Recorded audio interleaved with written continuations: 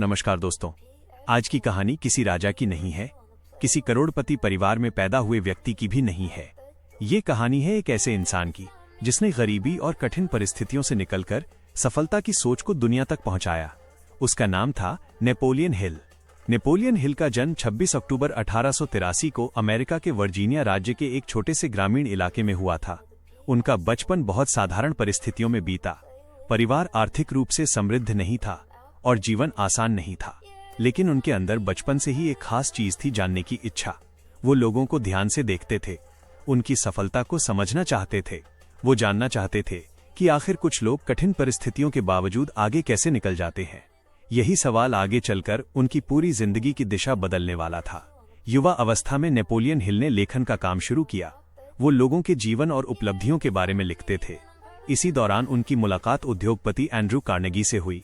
Carnegie उस समय America के बेहद सफल उद्योगपतियों में से एक थे।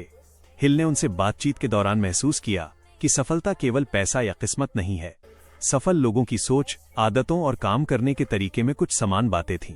यहीं से हिल के जीवन का एक बड़ा उद्देश्य सामने आया। क्या सफलता के पीछे कोई ऐसा सामान्य सिद्धांत है जिसे दूसरे लोग भी सीख सकें? उन्होंने इस विचार को गंभीरता से लिया। उन्होंने लंबे समय तक सफल लोगों के जीवन, विचारों और काम करने के तरीकों का अध्ययन किया। उनका उद्देश्य था सफलता के उन सिद्धांतों को समझना जिन्हें सामान्य इंसान भी अपने जीवन में लागू कर सके। हिल ने अनेक सफल व्यक्तियों के बारे में जानकारी इकट्ठी की और उनके अनुभवों से अपने विचार विकसित किए। उनकी सोच धीरे धीरे एक बड़े सिद्धांत में बदलने लगी। इंसान की उपलब्धि की शुरुआत उसके विचार और उद्देश्य से होती है। लेकिन दोस्तों, यहाँ एक महत्वपूर्ण बात है। नेपोलियन हिल का संदेश केवल यह नहीं था कि सिर्फ सोचो और अमीर बन जाओ। उनकी विचारधारा में लक्ष्य, इच्छा, विश्वास, ज्ञान, योजना, निर्णय और दृढ़ता भी महत्वपूर्ण थे।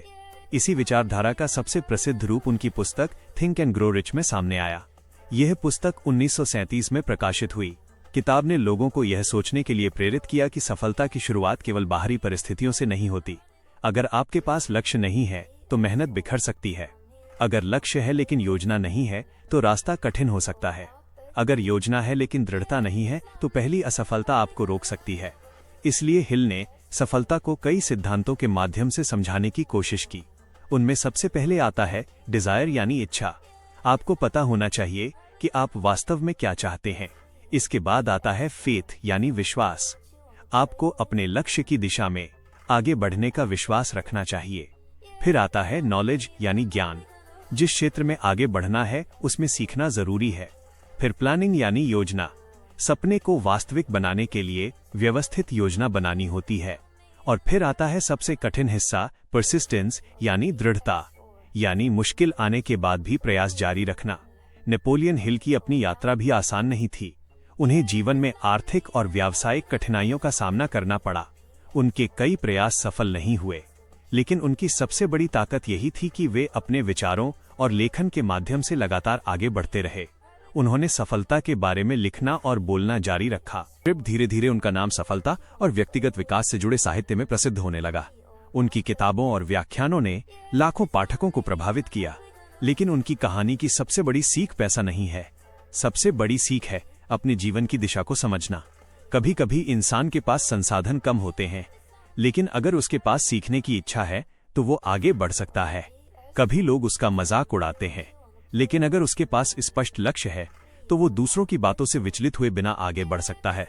कभी असफलता मिलती है, लेकिन अगर इंसान उससे सीखता है तो असफलता भी उसके अनुभव का हिस्सा बन सकती है। नेपोलियन हिल ने अपनी पूरी विचारधारा में एक बात पर विशेष जोर दिया, लक्ष्य को स्पष्ट करो और उसे पाने के लिए लगातार काम करो। आज भी थिंक एंड ग्रो रिच को सफलता और व्यक्तिगत विकास की चर्चित पुस्तकों में गिना जाता है। हालांकि आधुनिक दृष्टि से किताब के कुछ दावों को वैज्ञानिक तथ्य मानने के बजाय प्रेरणात्मक विचारों और व्यक्तिगत विकास के सिद्धांतों के रूप में देखना अधिक उचित है। फिर भी इसकी एक बात आज भी बहुत उपयोगी है, सिर्फ सपना देखने से कुछ नहीं बदलता। सपने को लक्ष्य बनाना पड़ता है, लक्ष्य को योजना में बदलना पड़ता है, योजना को मेहनत में बदलना पड़ता है और मेहनत को लगातार जारी रखना पड़ता है। अब जरा अपनी जिंदगी के बारे में सोचिए। आपका सबसे बड़ा सपना क्या है? आप किस चीज को हासिल करना चाहते हैं? क्या आपने उसे स्पष्ट रूप से लिखा है? क्या आपके पास उसकी योजना है? क्या आप हर दिन उस लक्ष्य के लिए कुछ करते हैं? अगर जवाब नहीं है तो आज से शुरुआत कीजिए, क्योंकि बदलाव के लिए हमेशा बड़ा कदम जरूरी नहीं होता। कभी कभी एक छोटा निर्णय पूरी दिशा बदल देता है। नेपोलियन हिल की कहानी हमें यही प्रेरणा देती है। परिस्थितियां हमेशा आपके नियंत्रण में नहीं होती, लेकिन अपने लक्ष्य के लिए आपका अगला कदम आपके हाथ में हो सकता है।